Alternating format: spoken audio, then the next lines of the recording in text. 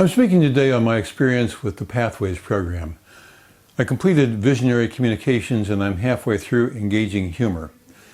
Pathways came to my attention in January 2018 from a fairly negative post on Facebook.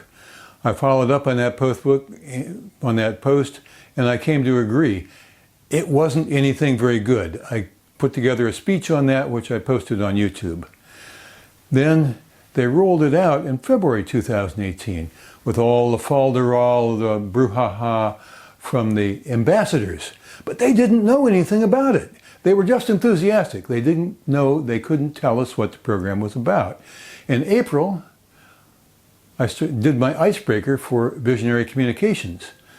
My icebreaker was on Pathways. I was disappointed. I still didn't know anything about it, even though I was enrolled. They would not let me look past the very first thing. It was a mystery and it looked suspicious. Then by September, when I knew what it was 2/3 of the way through Visionary Communications, I knew what a pile of nothing it was. And I gave an impromptu speech. I had a written speech and I said, no, I can't do this. I gave an off-the-cuff, ad hoc speech on what was bad about Pathways. The next day, I wrote down what I remembered of my speech and I simply read it in the speech. That's very bad style on YouTube, and it's my most popular speech on YouTube. I said there was no need to add leadership, management, communications, and self-esteem. There was no crying need to be filled. Everybody was happy learning speech. Why expand the program? Nobody contradicted me when I said that Toastmasters was unprepared to evaluate these things. A speech, you can evaluate it. It's a laboratory setting.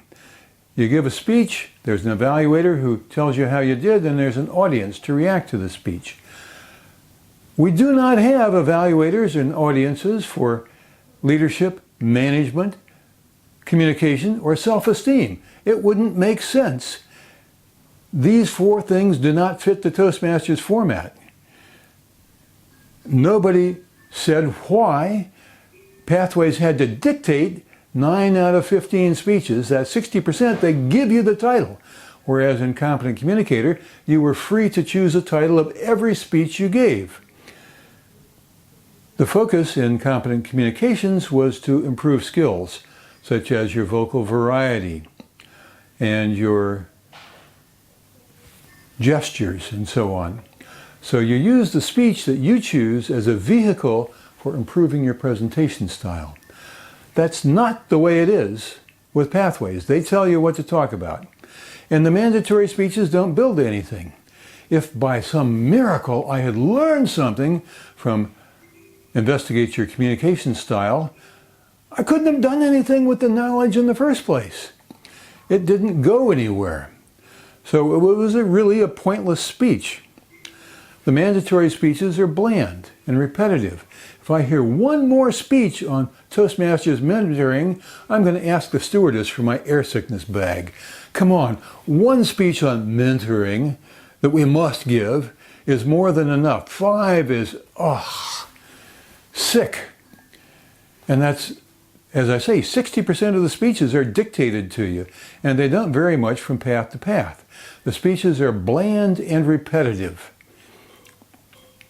Even in Engaging Humor, I have something on tell why humor is good for connecting with an audience. How predictable, how nothing. Competent Communicator, to repeat, focused on encouraging you to improve given skills, such as research or vocal variety. Now, it may be that somebody didn't come through. I've heard many speeches emphasizing vocal variety that were delivered in a sickening monotone without any affect whatsoever. But at least the speech was on something that interested the speaker. There was some benefit in it, and the evaluator had something to grab a hold of. On Pathways, you're given a boring topic and you're not even encouraged to try to improve your presentation techniques. So what do we do about it? Well, as I just said, in Competent Communicator, the speech didn't always necessarily do what Toastmasters asked for. That's my recommendation. Toastmasters does not have somebody up in Colorado looking down from heaven on us all over the whole earth to see that we're adhering to what they tell us.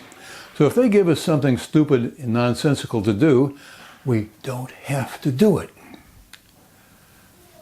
A speech should be arranged among the speaker, the evaluator, and the VP Education. The objective is to learn public speaking. If the speech accomplishes that, if the speech helps the speaker develop, then it's doing what it should. And who cares whether it adheres to some manual, to some requirement in pathways or not. We are here to learn public speaking. Learn public speaking. And if pathways gets in the way, too bad for pathways. We should emphasize learning public speaking.